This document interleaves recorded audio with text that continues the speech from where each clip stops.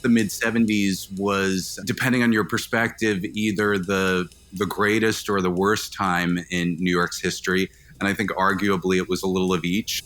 It was a very vibrant time. It was also a very dangerous New York, but it was not yet a New York that was real estate driven because prices were low.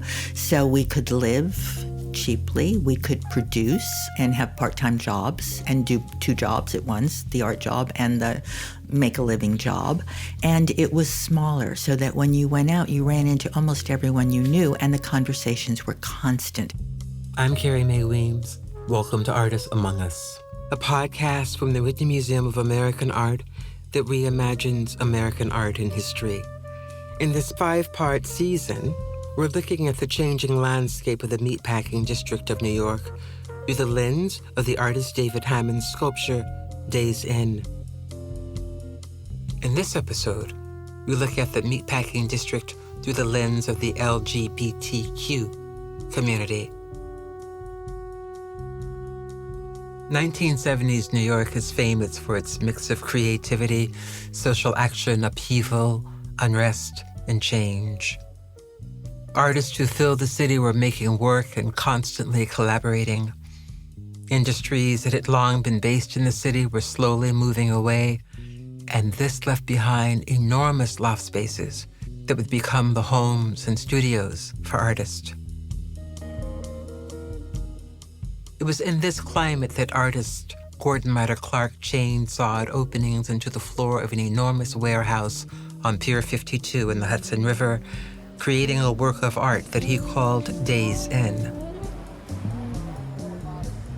The work was on the edge of the Meatpacking District, but at the time, there were fewer and fewer meatpackers who actually lived and worked in the area. Another set of changes impacted the neighborhood as well. These had their root in the nearby West Village towards the end of the 1960s. That neighborhood had long been a place where members of the queer community socialized, but it wasn't a free and/or open environment.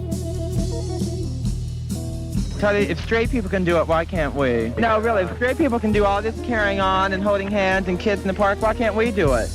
All right. They ain't no better than I am. The police routinely harassed, arrested, and fined queer people, leaving marks on their permanent records and often outing them to their families and their workplaces. In June of 1969, the police raided the Stonewall Inn, arresting 13 of the patrons. Over the next 6 days, lesbian, gay, and transgender protesters came together in resistance. I do not believe in a revolution, but you all do. I believe in the gay power. I believe in us getting our rights, or else I would not be out there fighting for our rights. In the wake of the Stonewall Uprising, the fight for LGBTQ rights intensified, and there was a new sense of sexual freedom. By the time Matta-Clark started work on Days Inn, that freedom was finding expression in the Meatpacking District. Historian Andrew Berman. There was this sudden, profound freedom that gay men had that they'd never had before. So there was definitely an explosion of sex in the neighborhood, and the Meatpacking District was really an epicenter for that in a lot of ways. Photographer Efrain Gonzalez has been photographing queer culture in New York for decades. This was at a time where you could go in and discover your sexuality. That's what I was doing in the Meatpacking. I was discovering my sexuality. When you live on Long Island and go to Catholic school, what is your sexuality? Your sexuality is whatever they tell you it is. Then you come here and you find men going into a hole in the wall. What's in the hole in the wall? Men having sex. And you begin to realize, I want to go in that hole in the wall. I want to go into that bar. You may be scared because you have no idea what's going on, but you still have that desire. You still have that thing inside you that says, I want to go in that hole in the wall. Imagine for a moment the 1970s, 1970 New York, particularly the West Side, where the city meets the Hudson River. Educator and Riverkeeper President Paul Gallay. The Greenwich Village waterfront was forsaken. It was littered with abandoned cars. The pier heads and the sheds were rotting and beginning to collapse into the Hudson. Critic Jonathan Weinberg. One of the things that happens at this point is that the West Side Highway, there's this truck that shouldn't have even been on the West Side Highway, and it creates this big hole. The former highway became a kind of wall between the piers and the city, so that you had to work hard to get to the water's edge. A lot of times ruins, dilapidated places, exist on the edges of the city. You have to go out to them, right? What was extraordinary about this is that it was right in the center, right next to some of the richest real estate in the country. We have these incredible pictures of these pier structures that are sort of collapsing onto themselves, that are kind of empty. People are using them, they're sunbathing on them. So there's a sort of sense that this is a place where the basic rules don't apply, in which you can kind of escape from those rules, whether it means you can have certain kind of sex or you can be naked. NYU Professor of Media Studies, Laura Harris. Where certain forms of sociality, certain forms of social and sexual encounter that were not otherwise accommodated by the city found a place and found opportunity for expression. People talk about the piers as being abandoned. That's a description. The abandoned piers, and in many ways they weren't abandoned. They were being repurposed by artists. There was also homeless people who lived there. There were sex workers. There were all kinds of activities that were going on in those places. That's part of the backdrop for Matta-Clark's practice, I think. He attempted to intervene in some ways by opening up what he considered abandoned structures to new possibilities. And often they weren't fully abandoned, as in the case of Days End, where people were actively using that space.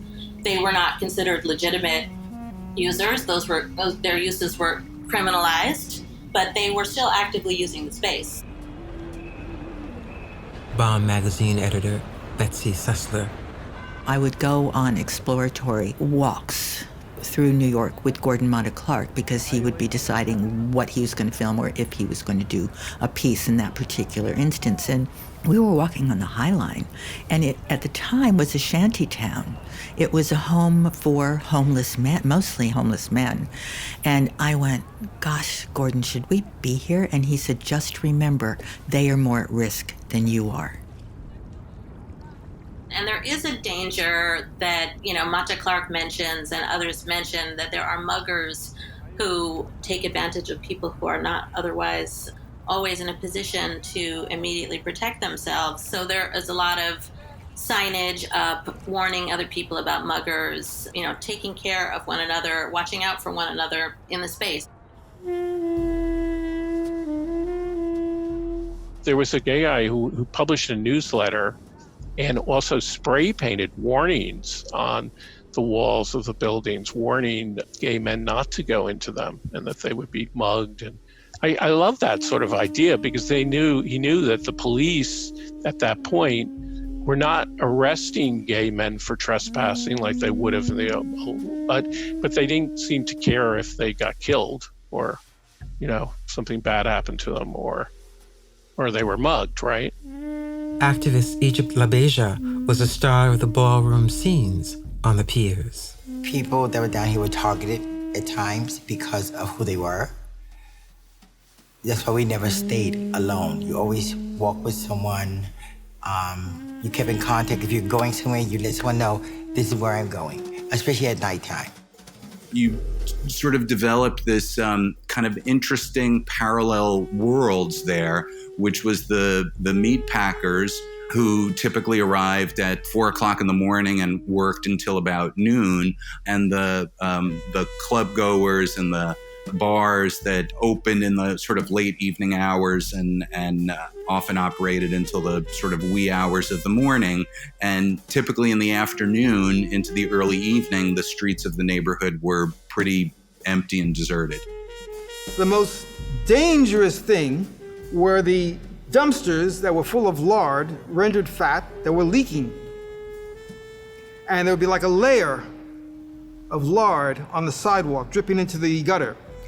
And imagine you're wearing like your best leather, your finest domination gear, and you have to tippy-toe through this layer of slick lard, hoping and praying you don't slip and fall down. The pier was a hangout spot both night and day, a place for cruising, reading, relaxing, and having sex. By the early 1980s, artists like Peter Hujar, David Wojnarowicz, and Tava would become known for mixing sex and art making on the piers. But when Matta-Clark made Days Inn, Pier 52 wasn't a place that people went looking for avant-garde sculpture. I had no idea that Matta-Clark actually had made this now famous site-specific work of art in the same place where so many gay men would go for anonymous sex or to sunbathe.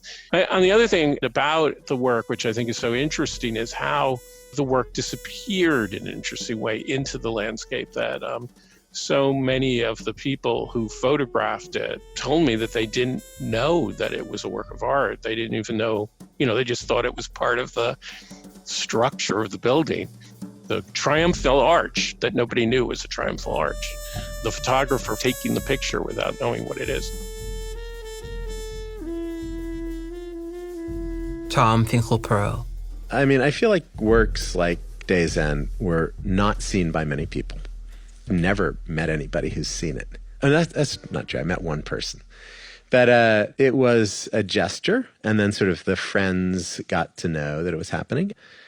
But it became legendary. It was a very photogenic work because it was this, intervention in this space. Matta-Clark talks about that in an interview, how he anticipates in any particular work that he does that it is going to change and disappear in some ways, even as usually it's a ruin that allows him to do the kind of cutting he's going to do, because somebody's not going to, in a beautiful new house, they're not going to allow Matta-Clark to come and split a beautiful new house. He had to find buildings that nobody wanted, or he thought nobody wanted, that he could do his thing to. Most people have only seen the work through photographs or films, including some of the beautiful, haunting photographs made by the artist Alvin Baltrop. Here's artist Glenn Ligon. I never saw Matta-Clark's Days Inn, the Pier piece. Never saw it in person. My understanding of it mostly is through Baltrop photographs. Him taking photographs on that pier, because that pier was a cruising site. And so I sort of learned about Matta-Clark through Baltrop, but also learned about what the West Side piers were through Baltrop. So those two things are kind of fused in my head. Alvin was a Navy veteran, taking photographs in New York City, especially around the piers. And one day he was introduced to Randal Wilcox, who eventually became the trustee of the Alvin Baltrop Trust and knows his work probably better than anyone. After about 10 minutes of looking through his work, I was just immediately, stunned by it and by all the stories that he was telling me. And I said to myself, wait, this man is a genius. This stuff needs to be in a museum. In a nutshell, I would say that he's one of the most underrated photographers and visual artists of the last part of the 20th century. Not everyone, of course, felt that way about Alvin's work. These days, of course, the work is revered. It's shown in exhibitions and galleries around the world. But in the 1970s and for most of his life, Alvin was really treated as an outsider or worse. Here he is speaking to Randal Wilcox in a recording from 2000. One woman says, as I turn the pages of your portfolio, I can honestly say, I'm afraid of your portfolio. And I said, why? She says, because I'm afraid of seeing my husband or my son pop up on one of your photographs. And she said, you must be a real sewer rat, that you crawl around at night and photograph things like this. So I have to consider you a real sewer rat type of person. And I don't know if I like you. I closed my book and walked out. Alvin grew up in the Bronx and has always been interested in capturing parts of the city that people don't often see, and the Pier seemed to be an ideal place for all that to come together. As Randal said, it was a place where all of his interests converged. There was nudes, sex, crime scenes, art by other artists who worked at the piers. He would pack his van up with food, alcohol, some firearms, maybe a couple of joints, and just spend like 2 or 3 days at the piers. And he would use his van as a place to sleep and change film and change clothes. And yeah, he became really obsessed. The result is an incredible archive of images, capturing something that very few people have. And when it comes to Days Inn, Alvin captured it better than anyone. Pier 52 is obviously the famous pier that Gordon Matta-Clark converted into his installation Days End.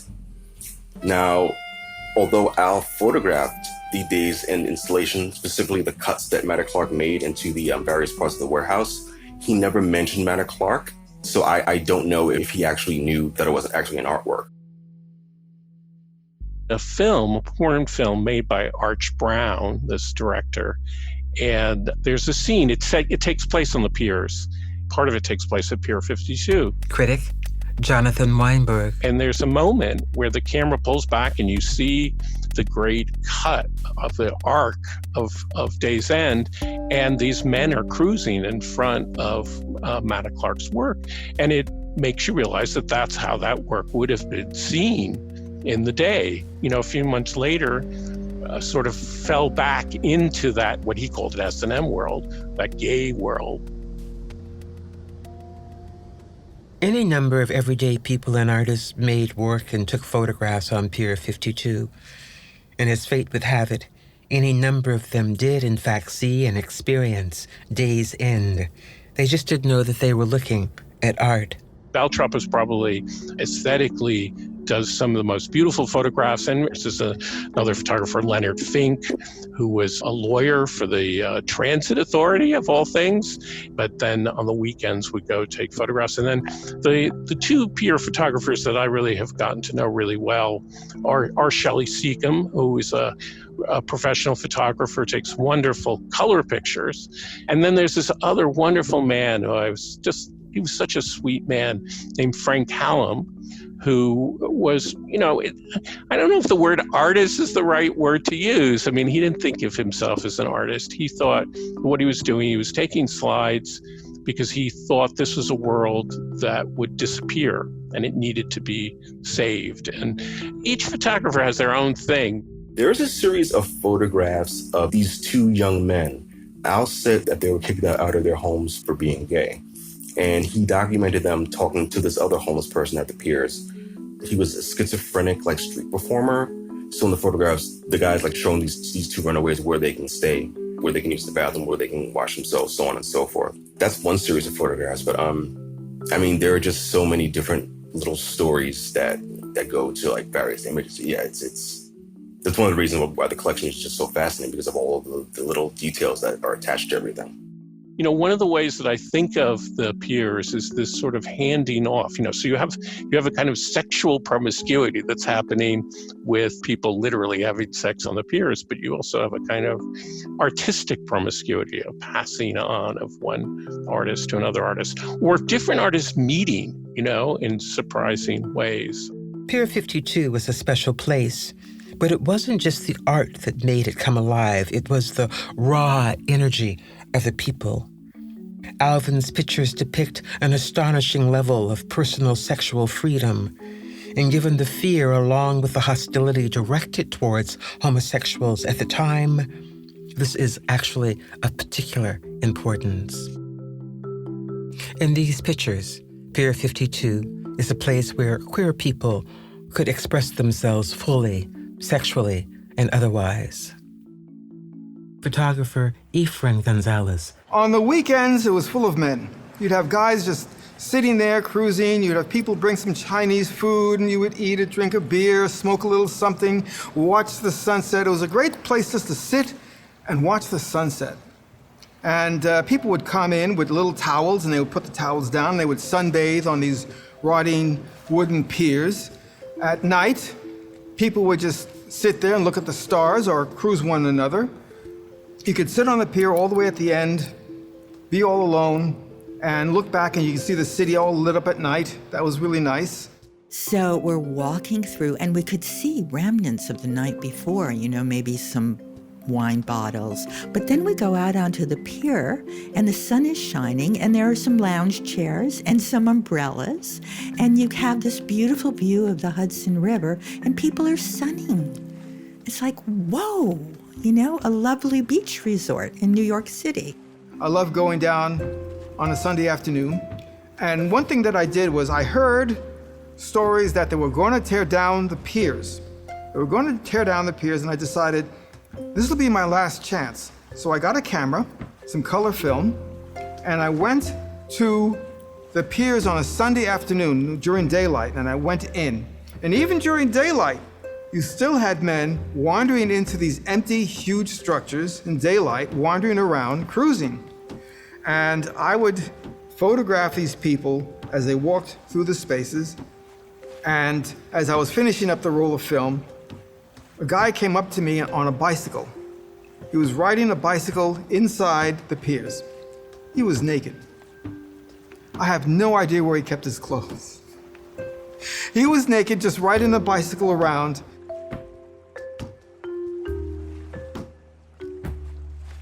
As the queer community in the area expanded into the Meatpacking district, gay bars and nightclubs began popping up all over the neighborhood.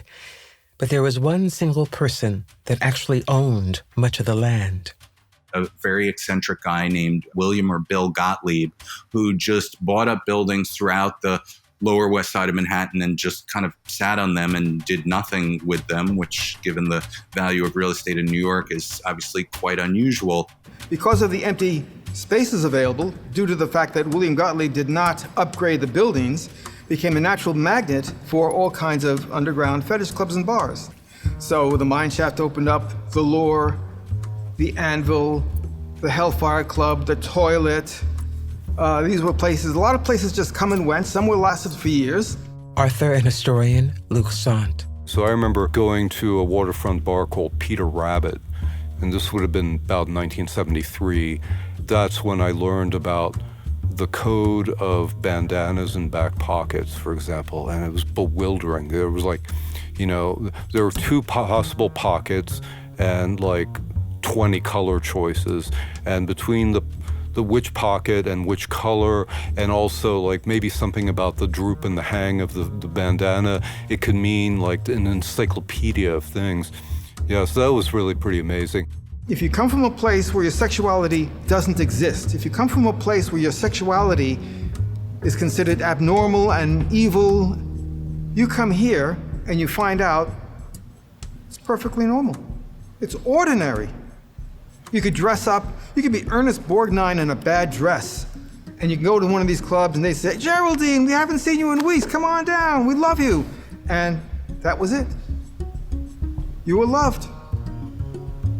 Despite the fact that you were in a bad dress. We don't care. You tell great jokes. You're a nice person. We love you. The Meatpacking district remained a safe haven for decades before many of the buildings were sold off and the clubs began closing. Filmmaker Elegance Bratton directed the 2019 film Pier Kids, a documentary about homeless queer and trans youth living on the pier. When I was 16, my mom kicked me out of the house for being gay, and I'm from New Jersey. So I'll never forget it, because I grew up kind of close to New York. So when you're broke and you're close to New York, you get on the train and you just go around New York City and you look at stuff. And so that's what I did when I got kicked out. And when I was on the train, I saw these 3 black gay men, or what I had assumed to be black gay men, having the time of their lives, just reading each other and cutting up and being fierce and fabulous. And I didn't even know you could act that gay in public. So I was like, where are they going where they can be such, blatant homosexuals? And they led me to the Pier. And, it was the first place I'd ever felt like home. I think home is where one is most deeply understood. And when I entered that space, people got me right away. Family. That's the best way I can say it, family, because it was one for all for one. If they ate, I ate. If I ate, they ate. If there was a problem with someone on the outside, we all would come and deal with it at the same time. We washed clothes together. We did everything together because that's all we had was each other. It wasn't like, you can go out and find someone to help you because there was no one there to help you. Activist Stefanie Rivera was a founding member of Fierce, an organization that works to empower queer youth of color. It was just jam-packed with people. It didn't matter if it was cold. It didn't matter if it was like there was always people, and it was, I want to say it was almost like an outdoor nightclub sometimes. It was like, like there was a lot of people. You got a good socialization while just hanging out. It was very carefree. It was very different. And, you had an ability of being able to connect with a lot of people in this very organic way that was just very different from today. Personally, it made me love me. I can put it like that. It made me love me for who I am. It made me realize that I am somebody. I am just as important as anyone else. My life does matter. Before you come down here and you didn't realize, because like I said, where I grew up, everything was very low key. You tried to keep yourself isolated, because that's why I was isolated. So when I got down here and I saw all of this stuff that I can only imagine in my brain that I would want to do, when I saw all of it, it was like, oh my God, this is a whole new world that I can actually get into. So yes, I'm going to jump in and I'm not coming out. And it's been like that ever since. They were the ones that really rallied for me, especially a lot of us, we don't have a connection to our blood family. A lot of us are given a hard way to go once we step into our truth and we go against the grain of what the family thinks is correct, then we have to kind of fend for ourselves usually. It's very rare that you have someone who's supported by their family. It's kind of slowly changing, but it's not a thing. So for me, the impact that this community had was that they didn't treat me like a throwaway, and they really gave me that second opportunity to be able to prove who I was as a person. People have to understand that there's a lot of history in this pier as far as the homelessness. And not just that, as far as the LGBTQ community is concerned, period. This is safe haven for anyone to come to at any time, whether you're homeless, whether you could be rich and famous. If this is a place where you want to feel comfortable, this is where you come, where there's no judgment.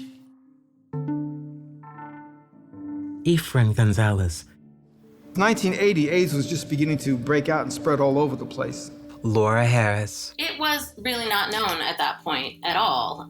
Looking back, one could say, part of what people mourn when they talk about the devastation that AIDS produced was the loss of that opportunity to explore sexual life in these ways. That's part of what AIDS really shut down in some ways because of the devastation that community faced. I don't think at the time there was, anyone had any inkling that was coming. There was this overwhelming fear. You would meet somebody, you wanted to have sex with somebody, but there was a tremendous fear in the background of AIDS and how it was basically killing the gay community. Every week you'd hear somebody passed away or you lost somebody here. I have straight friends who lost relatives because they were gay.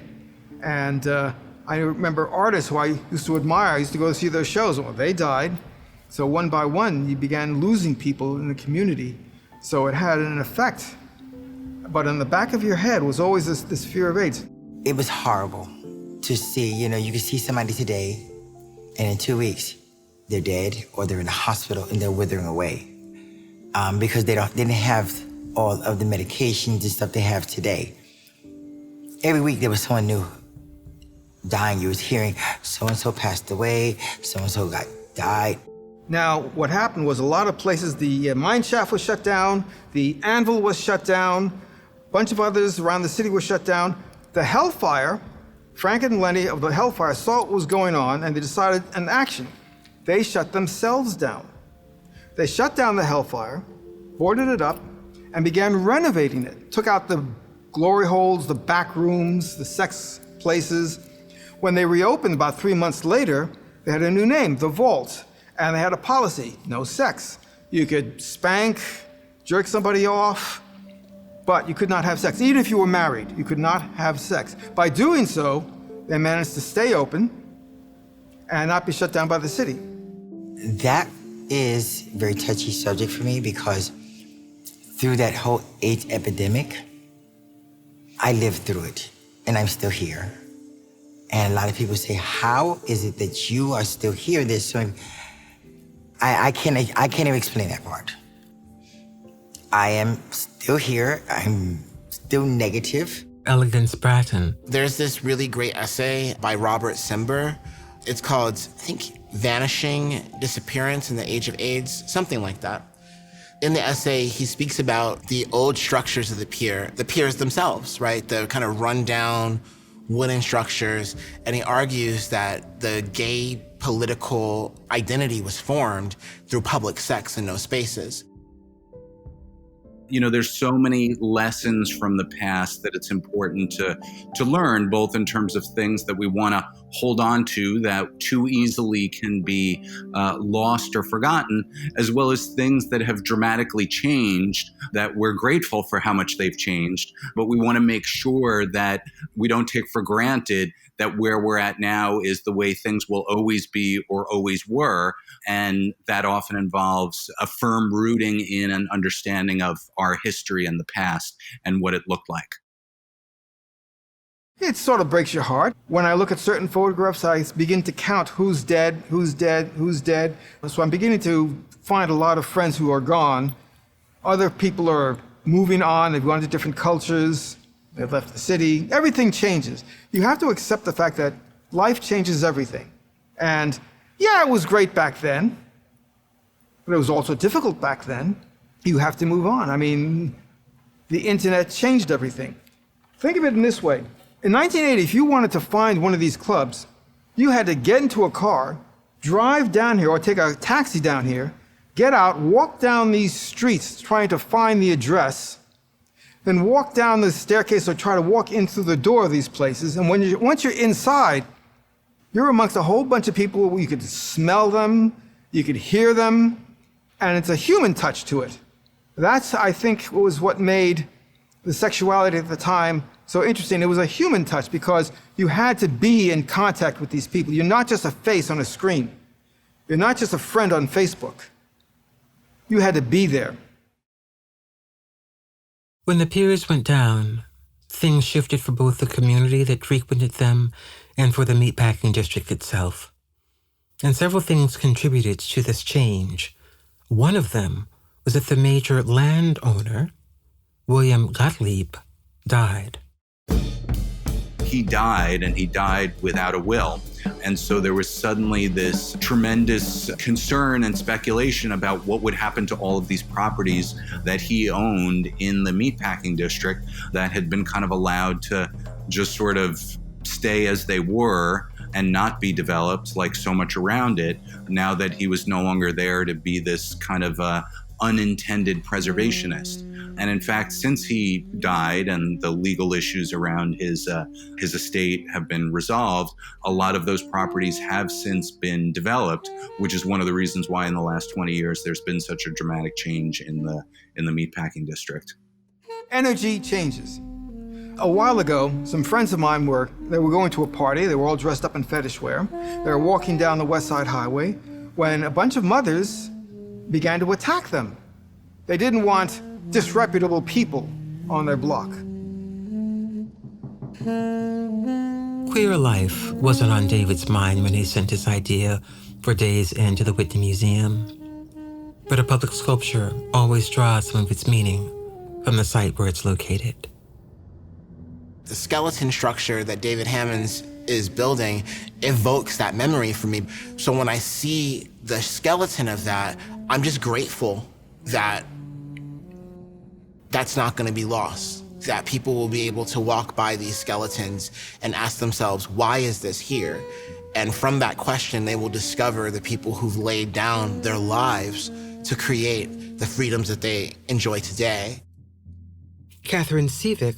I think the sculpture offers this opportunity to capture the imagination and to kind of burn its way into the brain, like those other things that are gone, and to always be present. I think it's a very kind of magical piece in that it's both permanent but gone, and it's remembering something that's no longer there, and it too is also of another time. It's evocative without being literal, which is important. I think it creates space for people to imagine it into something new. And hopefully it'll inspire people to look for more ways to claim public space. I feel like he's reclaimed this space for all those people who died of AIDS and who fell in the water, who, for whatever reason, were not able to kind of see the result of the risk that they were taking. Now it's there. I think it's really, really profound and gorgeous.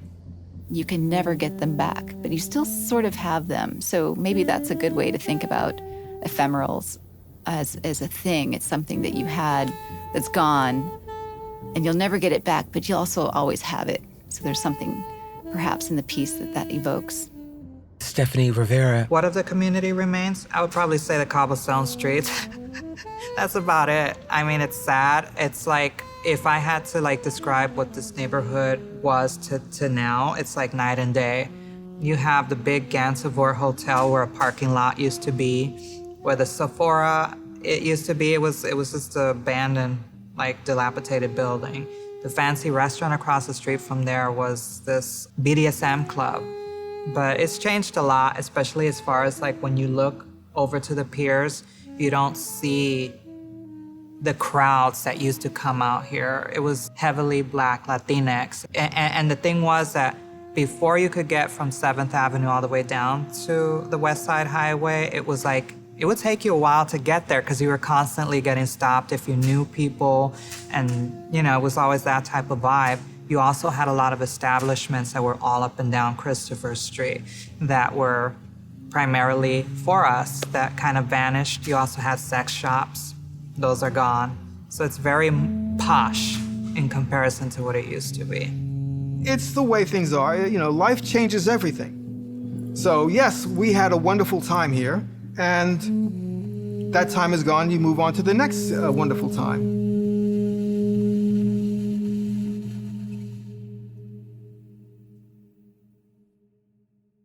You have been listening to Artists Among Us, a podcast from the Whitney Museum of American Art. In the next episode of this 5-part series, we will look at how radically the coastline has changed in this part of Manhattan. Close your eyes and imagine Manhattan 400 years ago. To learn more about the stories you've heard here, visit whitney.org/podcasts. You'll also find Artists Among Us wherever you get your podcasts. And if you've enjoyed listening, please rate the show. Thank you to everyone who contributed to this podcast: Luc Sante, Catherine Sivik, Betsy Sussler, Laura Harris, Jonathan Weinberg, Paul Gallay, Glenn Ligon, Andrew Berman, Efrain Gonzalez, Tom Finklepearl, Randal Wilcox, Egyptt LaBeija, Stefanie Rivera, and Elegance Bratton. Special thanks to El Nicochea, Sofia Ortega Guerrero, Eliza Senna, Jackie Foster, and Helena Gusick. Original music for Artists Among Us and Day's End was created by Daniel Carter and his collaborators. This podcast was produced by Sound Made Public with Tanya Katenjian, Katie McCutcheon, Jeremiah Moore, Mawena Tendar, and Philip Wood. It was produced in collaboration with the Whitney Museum of American Art, including Ann Bird and Emma Quaitman. Thank you for listening.